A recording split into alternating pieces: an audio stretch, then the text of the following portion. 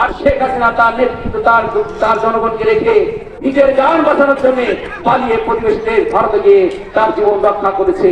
তার ভিতরে দেশপ্রেম নাই, দেশাত্মবোধ নাই, দেশের সম্পদ লুটপাট করেছে। আপনারা দেখেছেন ব্যাংকগুলো থেকে এই 15.5 বছরে 18 লক্ষ কোটি টাকা তারা বিদেশে পাচার করে নিয়ে গেছে। বিদেশে পাচার করেছে ডলার। আমাদের দেশের যে লক্ষ লক্ষ শ্রমিক বাইরে কাজ করে, বিদেশে কাজ করে, তারা যে ডলার আমাদের বাংলাদেশে পাঠায়, এই ডলার আমাদের দেশের এই রাজনীতিবিদরা, আমাদের দেশের যারা রাজনীতি করছে অথবা যারা বড় বড় ব্যবসায়ী সরকারি দলের ছিল, আওয়ামী সরকারি দলের, তারা দেশের সম্পদ লুটপাট করে বিদেশে পাচার করেছে। সম্মানিত ভাইরা এবং বোনেরা, আমরা বলতে চাই সংক্ষিপ্ত সময়ের মধ্যে বাংলাদেশ জামাত ইসলামী বলতে চাই 54 বছর আমাদের দেশ শাসন হয়েছে, দেশ স্বাধীন হয়েছে। কয় বছর? 54 বছর। আমরা এই 54 বছরে যদি এদেশের সব থেকে ধনী ব্যক্তি দেখি, তাদেরকে দেখতে পাবো যারা রাজনীতি করতো, ঠিক কিনা? যারা এমপি ছিল, যারা মন্ত্রী ছিল, যারা চেয়ারম্যান ছিল, তারাই সব থেকে বড় এদেশের ধনী। এরপরে দেখতে পাই সরকারি দলের ছত্রছায়ায় যারা ব্যবসা করেছে, তারা বিভিন্ন সরকারের কাজ 10,000 কোটি টাকার কাজ, সেক্ষেত্রে 5,000 কোটি টাকা লুটপাট করেছে।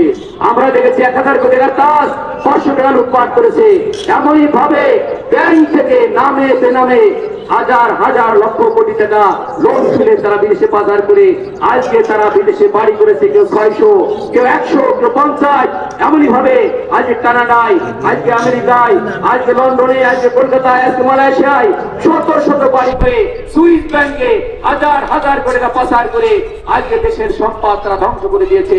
সম্মানিত ভাইরা, আবার প্রশাসনের মধ্যে যারা অসাধু প্রশাসনের লোক আছে, তারাও দেশের ক্ষেত্রে ঘুষের মাধ্যমে, আমরা দেশের দুর্নীতির মাধ্যমে তারাও সম্পদ লুটপাট করেছে।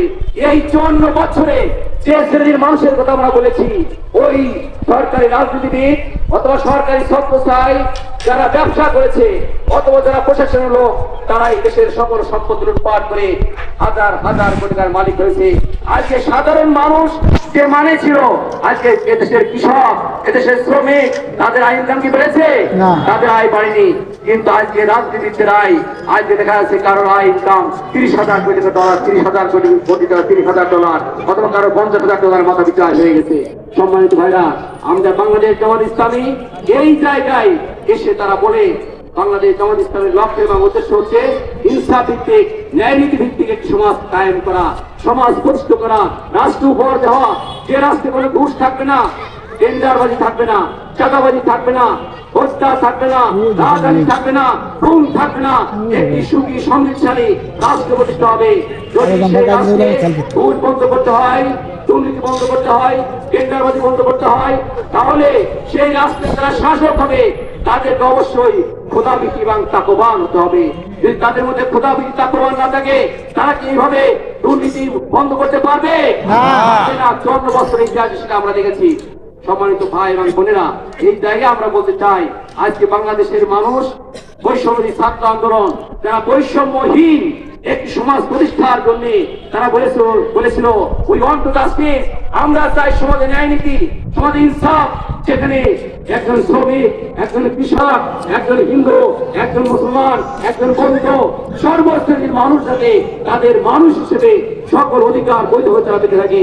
সেভাবে তার চিকিৎসার অধিকার, সে তার লেখাপড়ার অধিকার, ধর্মীয় স্বাধীনতা, তার রাজনীতি করার অধিকার, তার অর্থনৈতিক সুযোগ সুবিধা সব সমান ভাবে সেখানে বর্ণিত হবে। এমন একটি দেশ প্রতিষ্ঠার জন্য এই ছাত্ররা জীবন দিয়েছে। কিন্তু আমরা আজকে দেখতে পাচ্ছি 3 থেকে 3.5 মাসের মধ্যে আজকে মানুষের মধ্যে যখন কথা বলি, বলে আজকে চাঁদাবাজি হচ্ছে, আজকে টেন্ডারবাজি হচ্ছে, ঘুষের বাণিজ্য হচ্ছে।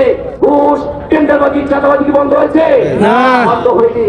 এটা বন্ধ করতে গেলে কি করতে হবে? সেই তাকওয়াবান খোদাভীরু লোক যারা, তাদেরকে ওই চেয়ারম্যান, মেম্বার, এমপি, মন্ত্রী দেশের ক্ষমতায় আনতে হবে। যদি একজন মন্ত্রী দুর্নীতিবাজ না হয়, একজন মন্ত্রী যদি দুর্নীতিবাজ না হয়, দেখবেন যে ওই মন্ত্রণালয়ের অধিকাংশ লোক সৎ হয়ে গেছে। একজন এসপি সে যদি সেখানে ঘুষের